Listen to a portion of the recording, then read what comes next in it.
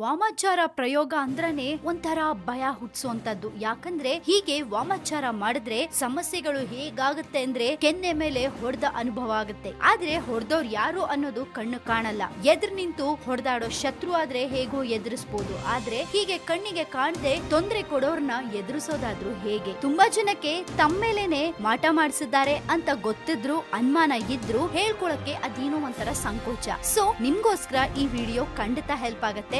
ಮಾಟ ಮಾಡಿಸಿದ್ರೆ ಯಾವ ರೀತಿ ಎಲ್ಲ ಲಕ್ಷಣಗಳು ಕಾಣಿಸುತ್ತೆ, ಹಾಗೆ ಅದಕ್ಕೆ ಪರಿಹಾರ ಏನ್ ಮಾಡ್ಕೋಬಹುದು ಅನ್ನೋದನ್ನ ಈಗ ಈ ವಿಡಿಯೋದಲ್ಲಿ ಹೇಳ್ತಿದ್ದೀನಿ, ಕೇಳಿಸ್ಕೊಳ್ಳಿ. ಇಂತ ಮಾಟದ ಸಮಸ್ಯೆಗಳು ಜಾತಕದಲ್ಲಿ ಗೊತ್ತಾಗೋದಿಲ್ಲ. ಮೊದಲನೇದಾಗಿ ಮುಖದಲ್ಲಿ ವಿಕಾರತೆ ಇರುತ್ತೆ. ವಾಮಾಚಾರ ಪ್ರಯೋಗ ಆಗಿದೆ ಅಂದ್ರೆ ದೈಹಿಕ ಬದಲಾವಣೆಗಳು ಮೊದಲ ಹಂತದಲ್ಲಿ ಗೋಚರವಾಗುತ್ತೆ. ವಿಪರೀತ ಕೂದಲುದಿರುತ್ತೆ, ಮುಖದಲ್ಲೊಂದು ವಿಕಾರತೆ ಕಾಣಿಸುತ್ತೆ. ದಿನವೂ ಗಮನಿಸೋರ್ಗೆ ಈ ಬದಲಾವಣೆ ತುಂಬಾ ಬೇಗ ಗೊತ್ತಾಗುತ್ತೆ. ಜೀವಕಳೆ ಅಂತ ಏನ್ ಹೇಳ್ತೀವಿ ಅದು ಇಲ್ಲದಂತಾಗತ್ತೆ. ಇನ್ನು ಊಟದಲ್ಲಿ ಪದೇ ಪದೇ ಕೂದಲು ಸಿಗ್ತಾ ಇರುತ್ತೆ. ಇದ್ ಯಾವ ಪರಿಯಲ್ಲಿ ಅಂದ್ರೆ ಖಂಡಿತ ಅನುಮಾನ ಮೂಡುವ ಮಟ್ಟಕ್ಕಿರುತ್ತೆ. ಆಹಾರದಲ್ಲಿ ಆಗೊಮ್ಮೆ ಈಗೊಮ್ಮೆ ಅಪರೂಪಕ್ಕೆ ಕೂದಲು ಸಿಗೋದು ಬೇರೆ, ಆದ್ರೆ ವಾಮಾಚಾರ ಪ್ರಯೋಗ ಆಗಿದ್ರೆ ಅದರ ಪರಿಣಾಮನೇ ಬೇರೆ. ಇನ್ನು ಮನೆಯಲ್ಲಿ ಬಳಕೆಯಾಗುವ ಸ್ಥಳದಲ್ಲಿ ಪೊಟ್ಟಣ ಕಟ್ಟಿರುವಂತೆ ಕುಂಕುಮ, ಅರ್ಶನ, ನಿಂಬೆಹಣ್ಣು, ಗೊಂಬೆ, ಭಸ್ಮ, ದಾರ, ಸುತ್ತಿಟ್ಟ ಮಡಿಕೆ, ಸೂಜಿ ಚುಚ್ಚಿದ ವಸ್ತು, ಮೊಟ್ಟೆ, ಮೆಣಸಿನಕಾಯಿ ಪದೇ ಪದೇ ಸಿಗ್ತಾ ಇದ್ರೆ ಖಂಡಿತ ಈ ಬಗ್ಗೆ ಒಂದು ಅನುಮಾನ ಮೂಡ್ಲೇಬೇಕು. ಯಾಕಂದ್ರೆ ಇವೆಲ್ಲ ವಸ್ತುಗಳು ಮಾಟ ಪ್ರಯೋಗ